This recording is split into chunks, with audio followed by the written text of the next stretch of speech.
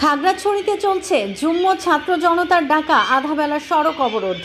ধর্ষণের ঘটনার প্রতিবাদে এবং আসামিদের গ্রেপ্তার ও শাস্তির দাবিতে সকাল থেকে এই অবরোধ চলছে।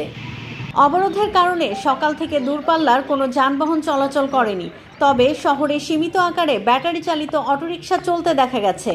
বাজার বার হওয়ায় ক্রেতা বিক্রেতাদের ভোগান্তিতে পড়তে হয়েছে।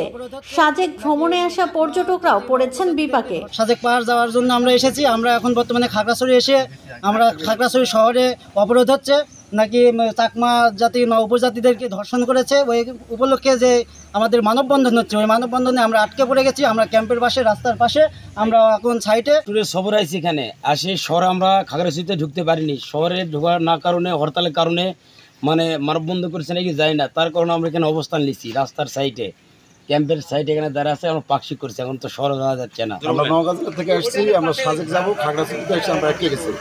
এখানে নাকি হরতাল হয়েছে, আমরা যেতে পারছি না, রাস্তার পাশে আমরা অবস্থান নিচ্ছি। অবরোধকারীরা খাগড়াছড়ি, ঢাকা, চট্টগ্রাম সহ বিভিন্ন সড়কে গাছের গুঁড়ি ফেলে এবং টায়ারে আগুন জ্বালিয়ে সড়ক অবরোধ করে। আসলে আমাদের এই অবরোধটি হচ্ছে